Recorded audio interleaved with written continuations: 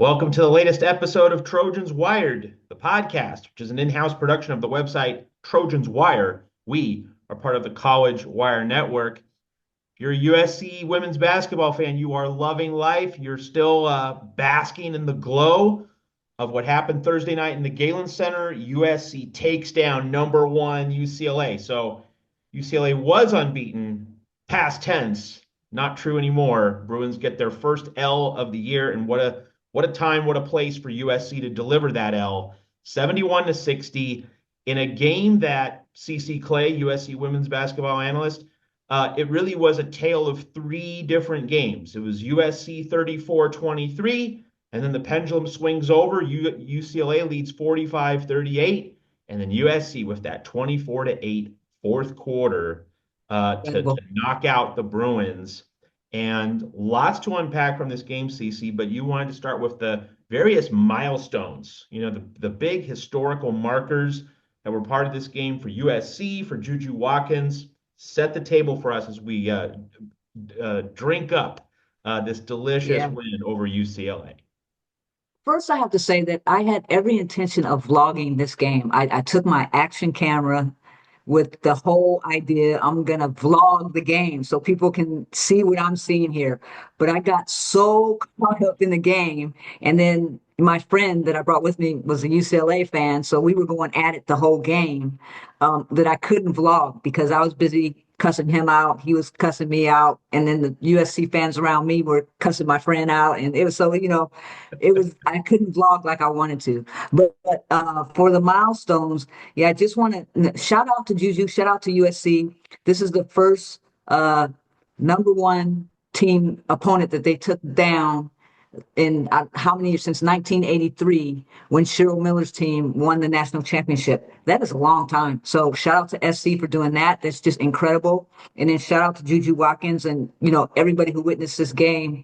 Really witnessed a masterclass. But I don't know if you guys saw all on the X feed and Instagram. It's out there on social media that Juju is the only NBA, WNBA, or D1 men's or women's player this century to have a game with 35 plus points, 10 plus rebounds, 5 plus assists, 5 plus blocks, and 5 plus threes made. It's just, her performance last night was like one that I would have never imagined seeing. The way she played both sides of the court masterfully was just incredible to me. I think just taking two of those stats alone, 8 blocked shots and 6 3-pointers. How many people on this planet can do those two things? And not just in any game, right? Like this wasn't Cal Poly. This wasn't Cal State Northridge. This is the number one unbeaten team in the country. Absolutely ridiculous. And what's even more amazing is on the defensive side, she got 4 of her blocks in that fourth quarter. So it wasn't like she was blocking, shots that were anytime during the game. She got blocks and stops when she needed to. And her help side defense against Lauren Betts was just amazing. And to be there in person to see that was even more amazing. Now I watched it back on TV and I would have to, rewind and be like, golly, I can't believe, because her timing is so impeccable. Like, it's like when she scouted the game, she knew exactly what Lauren Betts was going to do and when she was going to do it. When she blocked Lauren Betts, I think she blocked her shot twice, 2 important blocks, but she knew Lauren Betts' movements the entire game. So, I'm still in awe of that girl. That girl's 19 years old. I should say that young lady. I'm sorry, but she's a girl to me. She's a young little girl to me, but just incredible. So we have to say more about Juju Watkins' performance. We've gone through the numbers, we've gone through the stats. You mentioned her help defense on Lauren Betts, but the previous few weeks were a rough ride, and there were obvious concerns about, was she having joy on the court? And we definitely saw joy on the court. Is it as simple as, what, she finally got extended rest between games? That 10-day stretch previous to this was really grueling, and it was just kind of a situation where, hey, just get through the next game, just get through the next game. And then UCLA, you can really fill up that fuel tank and recover physically and also mentally. Do we think that it's as simple as that, Cece, or was there something Lindsey Gottlieb did, or is this just a great athlete reaching back, knowing the moment, knowing the situation, and just showing her greatness? How would you get at these various tension points? I think it's a little bit of all of that. I think that she got rest.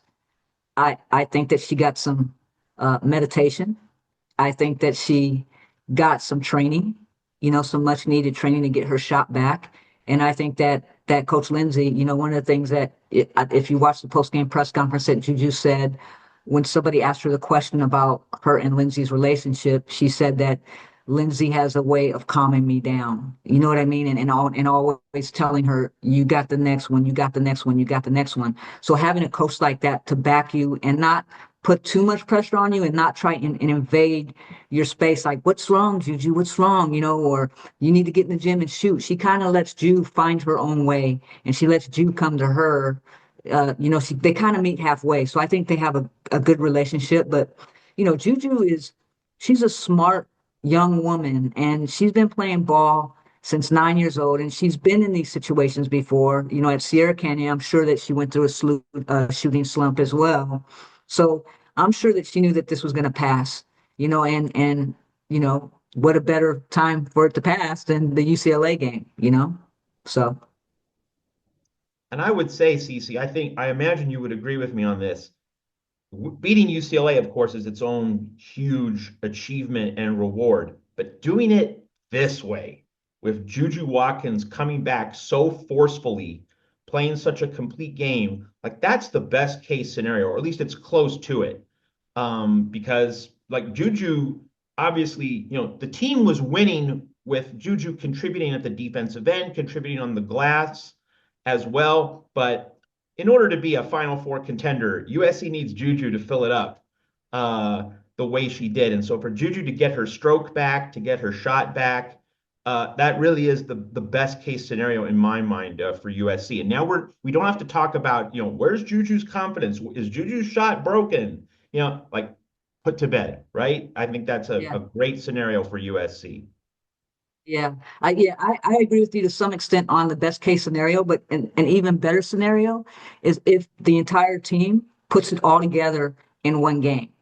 You know what I mean? Because last Yes. week you saw at Ohio State, or last couple weeks, Juju's shot was off. She was struggling, admittedly, and she admittedly said that in multiple interviews after the game, that she admitted that she had been struggling the last couple weeks.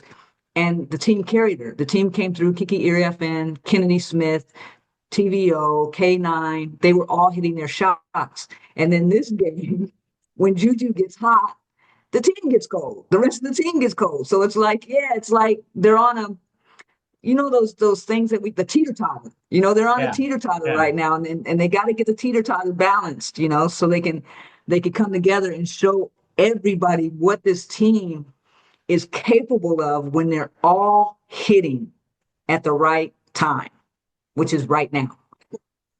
And very quickly, the best we've seen of this USC team all season long, I would think, first half against UConn, right? Like that was the best 20 minutes of basketball this team's played, I would Yeah, say.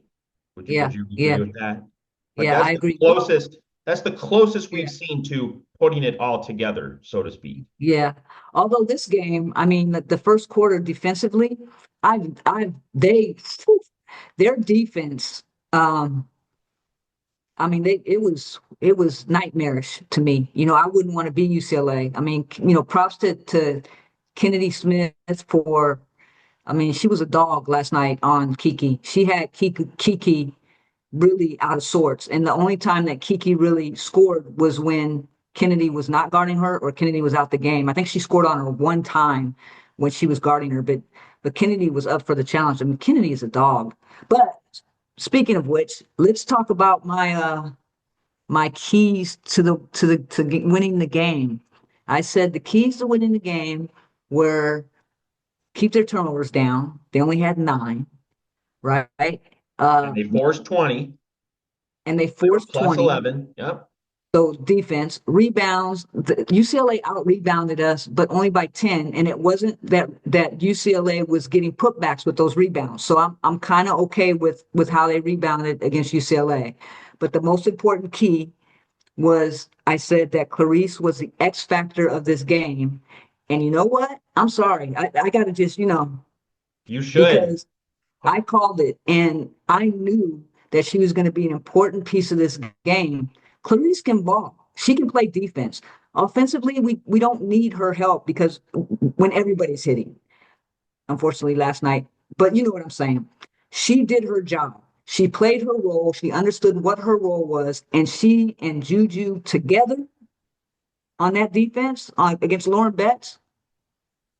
I mean, the one thing that I noticed was that in the fourth quarter, when Rhea got her fourth foul and Lindsay sat her, she brought Clarice in. Clarice didn't go out the rest of the game. Hugely impressive. And, I wrote about this at Trojans Wire that, the casual basketball fan just goes right to how many points did you score, right? And Clarice averages 1.3 points per game, basically a point a game. But she was central to the outcome. Like she's kind of like, I'm Impact. not I'm not comparing the playing style. I'm just comparing in terms of you can hugely affect a game without scoring. Like Draymond Green. Play Yeah. defense, pass the ball, rebound, set screens, things that don't show up in the box score, and you can dramatically help your team. Clarice definitely affected that. And let's just talk about Clarice a little more. Like, is USC kind of a matchup kryptonite for UCLA and Lauren Betts just because it can throw the two big bodies at Betts? That's something not many other teams in the country can do. Do you think USC is just uniquely positioned in this matchup? Lauren Betts has not played a big against a big like Rhea or like Clarice in the Big Ten or had the help side defense. And I think I said during our podcast, I think, I don't know if it was this podcast or somewhere else that I mentioned it. I said that UCLA has not faced a defense like ours. They just haven't, I mean, we're the number one defense in the Big Ten. So just to give you some clarity, UCLA, the Bruins came in shooting 49% from the field, and we held them to 35% from the field overall. And I think by quarters it was even worse. Well, it was worse for both teams, but by 3 pointers, I think they were. Let me see real quick because it was a stat that stood I out know to they me made that only did punch two. out. I don't know how many they attempted, but I know they made only two. Yeah, their 3 point percentage was 15.4. I mean, that's just incredible that the defense that we played against them. Now we didn't have a good shooting night either, but for other reasons. I think UCLA's problems were because of our defense, because we were up in them and we wouldn't let them get to their spots. Our offense was off because our players just were missing shots, open shots and open layups that they should have hit. So that was the difference. Other items of and aspects of analytics you'd like to spotlight in this game? I know that like this was a rock fight. Except for Yeah. Juju and except for the mid-game portion of Lauren Betts. She went cold in the fourth, but like third quarter Lauren Betts and full game Juju, they shot the ball well. Also, Barker for UCLA was 4 of 5. Other than those players, it was a total rock fight. This was a Yeah. masonry convention. Yeah, and I think the difference, what happened with Lauren Betts in the second half is Lindsay decided to go one-on-one defensively, throwing no help. Just let's guard Lauren Betts with one person, and we won't help. And then that's when she started scoring. So then Lindsay decided to go back to the help side double, which then once we did that, shut her down. So that was the difference. But when you look at the shooting by quarters, like UCLA in the first quarter shot 31% overall, 16% from threes. In the second quarter, and this is where, you can see the differential. In the second quarter, they shot 58% overall, right? But they were still 0 for 1 in 3 pointers. And in the third quarter, they shot 46%. But in the fourth quarter, when our defense came alive when it needed to, they shot 12% from the field. That 24-8 score is just in the fourth quarter. You're not going to win if you let a team do that to you, and we were able to overcome that third quarter lag and turn it around in the fourth quarter defensively and win that game. talk about coaching, and you know how to coach this sport. Lindsey Gottlieb really delivering the goods Yeah, against yeah. Ohio State and then against UCLA, really silencing the critics and the naysayers from the outside. What did you notice about how Lindsey Gottlieb approached this game, how she managed the roster, uh, how she managed this game? What did you see from Lindsey Gottlieb and the rest of this USC coaching staff? What I saw was they bought into the scout. They knew exactly what they had to do with Lauren Betts. And the thing I love about Lindsay is she stays relatively calm. You know what I mean? But when she needs to get fire up under the team, she'll call a timeout and she'll people don't see this part of it. She'll lay into the team. Nobody sees that part. And then they come out with a whole different, the whole different energy. But Lindsay, the way she managed this game, the way she substituted, especially on the Betts deal, and even when she substituted Avery and K9, like she brought Avery in that one time and used her for a couple plays in the third quarter in the fourth quarter, when Avery came in and did that curl and hit that 3-pointer that put them ahead. Then she substituted her out and put TVO back in. The substitution and rotations were really good and they were necessary when they had to happen. So, but the rotation between Clarice and Rhea was phenomenal in my opinion. Yeah, there's no question that Lindsay's rotation of bigs really worked against Lauren Betts. USC had 10 fouls to give. It used 8 of them, and it had an effect over the course of 40 minutes. Betts had her moments, but ultimately, 5 of 13, the final line, like that's a very, very good night against a National Player of the Year candidate. So we've talked about USC containing Betts, but the other thing we have to talk about in terms of USC's defense, specifically Kiki Rice and London Jones, 2 veteran players, 2 very skilled players for the Bruins. Neither one was able to get off. Neither one was able to really bust out and break free. For kind of a two-parter here, Cece. One, what stood out in terms of USC's ability to keep those 2 Bruins in check? And as we look ahead just a little bit, it was just a little sneak peek to March 1st in Poly Pavilion, the game that's almost certain now to decide the Big Ten championship. Which of those 2 players do you think it's going to be more sustainable for USC to be able to lock down, and which one might pose a little bit more of a problem in part 2? It's a great question, Matt. I just think that London, when she played against us last year, the first game she was spot on with her threes. The first game, the second and third game, we held her in check. I think the way we're set up defensively with our size is going to create problems for London as long as we're closing out on her the correct way and not closing out on her where she can take her dribble drive and shoot that little mid range like she did twice last night. Um, so I think London Jones that will be able to keep her in check. Kiki Rice, she's a baller. You know what I mean? She's gonna come into that game and she's gonna want to get back on Kennedy. However, Kennedy, she rattled Kiki. Like I said, the only time that Kiki was able to score off Kennedy was one time off of a screen, and TVO, and she went around and TVO ended up fouling her on a make. It was in the third quarter, I think. Other than that, Kennedy, or and the other time that Kiki Rice scored was when Kennedy was not on her. But when Kennedy was on her, she Kennedy's a dog. I mean, she wasn't good offensively last night.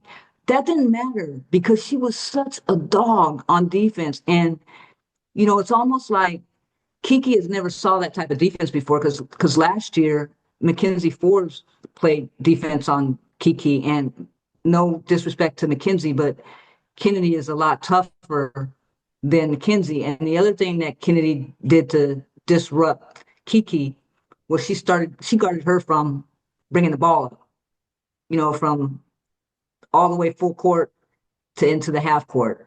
So there was no getting comfortable all night. And so I just think that as much of a dog as Kiki Rice is, if Kennedy can come back and play that tough defense again, it's going to be hard for UCLA. I think that, they might change up their defense. They tried to zone us in the first quarter and Juju came right around and hit that baseline jumper and they went out of the zone real quick. You know, they tried to throw a lift double at Juju, and that didn't work because Juju played off screens really well last night. So I'm interested to see, what UCLA's defense is going to be, and if UCLA offensively is going to throw more pick action at us to get Kiki going. We've talked about Lindsey Gottlieb and how well she did. And, obviously this is a USC podcast, but of course, part of the story of this game, I would have to think, just, being a journalist, being an observer, as I am, is that Lindsey Gottlieb seems to just have a pretty clear-cut upper hand over Corey Close. And that the USC or the UCLA fan base, they're anxious because they've never been in the Final Four. USC at least has the Cheryl Miller era to fall back on, but UCLA's never done it. And that's weighing on the program. That is like until Corey Close crosses that threshold, there's going to be a sense in Westwood. She hasn't yet done it. Like she hasn't yet done what she came to UCLA to do. And, the way Juju Watkins was able to go off, I mean, other Big Ten teams defended Juju Watkins better than Corey Close and UCLA did. Now, of course, she's Juju. She's amazing. She played one of the best games we've ever seen. But nevertheless, Corey Close, like her job was get the ball out of Juju's hands. She didn't do that. Like if you're just looking at this game from a UCLA perspective, how concerned are you about the X's and O's when Corey Close goes up against Lindsey Gottlieb? I think what's really interesting is Corey Close's thought process on defending Juju, because we're used to seeing Juju getting doubled and tripled and five people with eyes on Juju. Corey Close, he decided to just kind of guard Juju straight up and kind of do a help side defense, right? But not really double her. So that was interesting. And then she threw London Jones on her, and she felt that putting a smaller person on her, she could get up in her a little bit better, which when Juju tried to drive, she was able to do that. But I mean, if Juju could sit out and shoot that mid range over London Jones all day, and it wouldn't be a problem. So I don't know what Corey was thinking, why she would be able to take Juju one-on-one when you see in the Big Ten or all other teams that we've played, they double her. Maybe she thought, she was taking care of everybody because she knows how good the team is offensively, or Kiki Iriafen's good offensively. And, if Avery Howell comes in, I mean, we have people that play offense. They were just off last night. So I'm interested to see if she's going to change her defensive strategy, in Poly Pavilion and throw doubles at Juju, or if she's going to do the same thing and let Kiki Rice or London Jones guard her, because I just thought that was like, especially when Juju started cooking. I'm like, instead of doubling her, she went to a zone. And then, like I said, Juju shot that baseline and she got out of the zone real quick. So I'm interested to see what Corey's going to do, especially in Poly. I'm thinking that she's going to throw a double at her, but I think USC is going to be prepared for that. Yeah, it really seems as that, and hearing you talk, it really cements for me the impression that Corey Close was reacting to USC's team wins over Ohio State, Wisconsin, Minnesota, and And thinking, Juju oh, we being need to off. shut down everyone else. And Yeah, she because kind of Juju's neglected, struggling. yes, and Yeah, she neglected to focus. Remember, it's still Juju. That's still the head of the snake, yeah, so yeah, to speak. So it's yeah, interesting how it worked out the way. They're like, if Juju went for 40 against Ohio State, Corey Close probably doesn't defend Juju Watkins the way that she did. All right, yeah. so this now leads us to the other part of the conversation we have to have, and that is, Juju was magnificent. Again, played one of the greatest games ever, and USC beats the number one team in the country. It beats a 23-0 team by 11 on a night when Kiki Iriafen struggles, misses some bunnies, and doesn't deliver the kind of offensive game that we hoped for or expected. And it reinforces your point. Imagine when everyone puts it all together in the same game at the same time. But the question is, how concerned should USC and its fans be about Kiki Iriafen continuing to miss layups, not finishing consistently? She knows UCLA. This was a familiar opponent because she played the Bruins again at Stanford, and yet didn't quite rise to the level that we hoped for. How much of a concern is this, or should it be going forward? Yeah, it's funny. You have Juju pressing and then you have Kiki pressing. I think, in the first quarter, she was fine. She got the ball on the block one time and she turned and did a reverse and made that layup. But then in the second quarter, she started faltering a little bit, and I think that messed with her mental a little bit. But then in the fourth quarter, she came up with two big shots, that transition layups. So she kept doing her job throughout the game as well. Am I worried about Kiki? Not at this point, more so than I'm worried about the entire team struggling at the same time. Kennedy missing threes she shot an air ball was like an anomaly to me. Like she doesn't shoot bad shots like that. So I think her missing shots was more about her legs being tired because she was playing such tough defense the entire game. Um, K9 missed a three, and Avery was missing shots. TVO hit some shots last night. TVO had a good game last night, but I think overall, what stood out to me was that they didn't score until 9:27 in the fourth quarter after scoring in the first quarter. So they didn't score in the second quarter other than a free throw. Like they didn't make a shot since the end of the first quarter. The next shot that they made, other than Juju, was 9:27 of the fourth quarter. That is a stat. When I look at if I'm a coach and I'm looking at that, I'm like, what happened? You know what I mean? I'm glad we won, but you're going three quarters without anybody on your team hitting a shot is something we got to look at. I mean, do we need to do more back cuts? Do we need to do more curls? Do we need to, bring Kiki out more, for her mid range? That has to be addressed because Lauren Betts, she locked up the paint, so you're not going to be able to really score inside. So if that's the case, do you bring Kiki outside so you can draw Lauren Betts outside as well? And then give Kiki a chance, set a pick for Kiki and let her shoot that wing shot, or you can have a 5 out and dribble, drive, and kick. Because Kiki Iriafen, her shot was blocked 3 times last night, and those shots were blocked from her shooting layups or around the rim. So, if Lauren Betts is in the game, I think, in my opinion, I think it'd be good to pull her out and maybe run a 5 out and have her, and have somebody pick for her so she can shoot her mid range so she can see one go through too.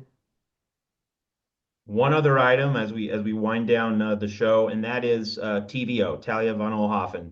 The fact that obviously Kiki is a transfer from another Pac-12 school. TVO is a transfer from another Pac-12 school. So there was familiarity with UCLA and how to play the Bruins defensively. Mm-hmm. To me, that's a really important part of USC being able to lock down UCLA as consistently as it did. TVO knew where to be. She knows those UCLA players. She like all the Trojans read the scout as you've mentioned, but like TVO is going to be really on point as a veteran, proven defensive player.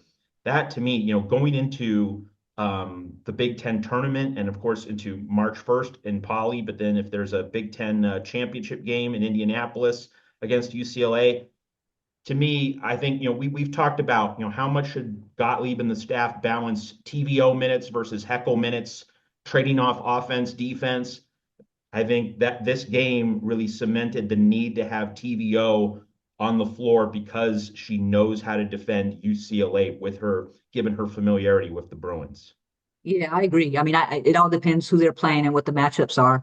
But TVO hitting her first 3-point shot did a lot for her confidence, which made her more energized to play even harder. And then she hit that shot at the end of the first quarter that was at the buzzer. So, I think everybody now, as we get towards the end of the season, and if they can continue to talk as a team, everybody can understand what they need from each other as we head into March, because that's the key. They need to keep having team meetings and talk and love on one another and understand each other's roles and just do what they need to do going into March, because that's when you're going to see a USC team just really explode, I think, because last night's game, I mean, to me, they were all playing with joy. I mean, Kennedy was frustrated because she wasn't hitting her shots, but they were still playing with joy. They were still playing with energy. They looked like they were having fun. They were high-fiving each other. They were helping each other up. They were clapping for one another.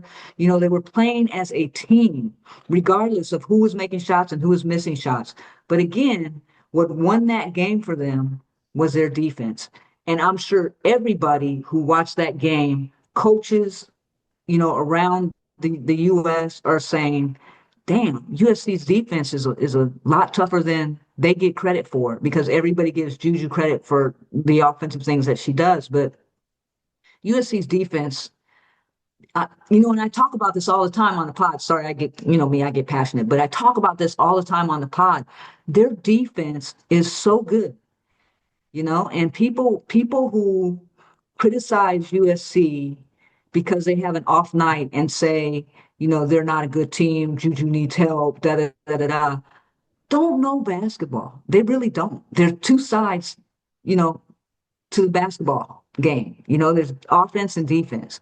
And so we won that game because our team played together as a defense and they stuck together as one unit and they all knew their assignments and they stuck to their assignments. I wrote this at Trojans Wire. I forget which story I did it in. I wrote several stories, but Danton Lynn has company in terms of the best defensive coordinator at USC, Beth Burns, right there with Danton Lynn. And frankly, if we're gonna compare, I would put Beth Burns number one. Yeah, Danton yeah, Lynn number two. Beth Burns, and this is just a reminder in terms of when we evaluate coaches, part of the job description of a coach, the assistants you hire. yep, And like Beth Burns is, the equivalent of, Doc Rivers having Tom Thibodeau on the 2008 Celtics. And you can go through other great championship coaching staffs. There's always that elite assistant right there, in the ear of the head coach. Hiring that wing person is so essential. And Gottlieb's hire of Beth Burns, that was a program changing moment. And we're major, reminded yeah, of that every night we see USC lock down a great opponent with its defense. yeah. And the other good thing that Beth Burns does really well is she gets her players defensively to buy in. You know what I mean? Because you can be a good defensive coach all day long, but if the players don't buy into what the strategy is on defense, it's not going to matter. So the way Gottlieb and Burns are able to get the players to buy in to what they need to do defensively in order to win a championship is so important. And even with the way they recruit, because as you see now, they recruit players that want to play defense. You have to want to play defense if you're going to come play at USC. And that's a big piece of it too. So, I mean, absolutely just totally impressed with this defense and the credit that they're not getting for such a phenomenal job that they're doing in the display that they put on last night. I think my number one favorite thing about USC women's basketball in the Lindsey Gottlieb era is precisely that every player on the court does not allow bad offense to affect their defense. The Right. defense is always there. They don't allow missed shots or frustrating offensive possessions to affect negatively their effort level, their commitment, their toughness on defense. That's my number one favorite thing about the Gottlieb Absolutely. USC basketball. All right, so you have a lot going on at your YouTube channel, and may I say, just personally, congratulations and well done on posting those interviews with TVO, with Kiki, with Lindsey Gottlieb. It was a great lead-in to the UCLA game, a great service to the people who listen to this podcast and who follow USC women's basketball. Congratulations on a great job of setting up this game. And then, of course, as we talked about earlier, you had your Babe Ruth Game 3 1932 World Series moment, calling your shot and then hitting the home run off the Wrigley Field scoreboard to dead Yeah. center field with calling Clarice the X Factor, which absolutely turned out to be true. So you're on a roll. Now let's promote what you have coming up at your YouTube Yeah. channel. Let's talk USC women's basketball. So I will be uploading a recap video tomorrow on the game. It's going to be a different type of video, however.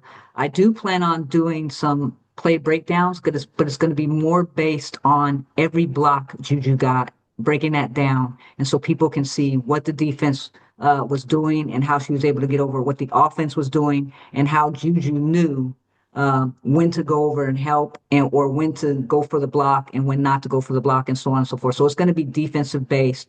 And then I'll be putting some stats up and so on and so forth. But look for that tomorrow. And that's about it, going on at the YouTube. I do want to, I've been working, my regular job and doing the podcast and putting YouTube videos out. So I got to give myself a day off. So Sunday I'm gonna rest.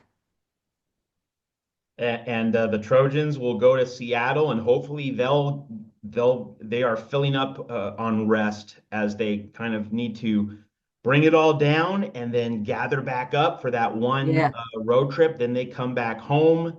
They play in LA for the next week and Michigan a half State. after Yeah, that. Like this is this little trap game. So hopefully yeah, they that's will what I be was gonna say. mentally refreshed. Yeah. And really, this is a game where you think, okay, Kiki, you didn't put the ball in the bucket against UCLA. Hey, you need to pick up the slack in this Yeah, game. I would have to think yeah, like she has to be the number one key against Washington going up to Seattle. yeah. I think she's going to come back and she's going to have a killer game against Washington. And you're right, it is a trap game. So we have to make sure that we're not too high on this win at UCLA, and we need to keep our focus because I mean we can't lose a game right now. You know what I mean? Heading into the next couple weeks, and then we went to Washington last year and Washington beat us. So we have to be careful. And she's a good defensive coach. So that's the other thing, how she's going to plan her strategy to defend against Kiki and Juju is something I'm interested in seeing. So we cannot go in there thinking it's going to be a pushover game because we'll end up getting beat again like we did against Iowa. So we have to keep our focus. And I'm sure that Lindsay, TVO, the leaders on this team are driving that right now. Like, okay, let's bring it down. We still have work to do, so, but Juju said that in the last interview that she did, she said that it's been a lot of long nights in the gym and a lot of things that the team are doing together, and you're going to see this type of performance from here on out as far as defensively is concerned. So if they can put it together offensively and defensively, we'll be okay. Going into the Big Ten tournament, but still, a lot of haters out there. Now I'm just starting to laugh at them like you guys will never give SC the credit that they deserve or Lindsay. It's all good. I'm over it. Because sometimes I want to fight, but it's all good. I mean, literally fight. Give me some boxing gloves. We're going to fight it out because you can't be dogging my team. I've been covering this team or watching this team for 30 years. I know this team. I've seen their struggles. So when I see people just bad mouthing the team, it really, like, I feel like I'm part of the team and it really hurts me, man. I mean, it really hurts me. So, you know, I gotta have Lindsay's back. Well, and she's doing a great job. And of course, boxing gloves or not, USC knocked out UCLA and sent the Bruins to the canvas. First loss of the season for the Bruins. Just a sweet taste. We can think about the road ahead and March Madness and the Big Ten tournament and all that stuff, but beating UCLA is its own sweet accomplishment and reward for this team. All right, so that's another episode of our podcast. So a reminder, as you go to CC Clay's YouTube channel, Let's Talk USC Women's Basketball, our 4-point plan is like the video, subscribe to the channel, share with your friends, and get the notification reminder. That's the 4-point play for CC Clay at her YouTube channel, providing a great resource for USC women's basketball on the road to the Final Four. So for CC, this is Matt Zemek. Thanks for listening to another episode of our podcast. We'll be back at you after the Washington game in Seattle. As this magical season continues, USC in first place in the Big Ten heading into the second half of February. This is where the Trojans hope to be. It's where they expected to be. And now the road continues. Thanks for listening to Trojans Wired. We will catch you after Washington.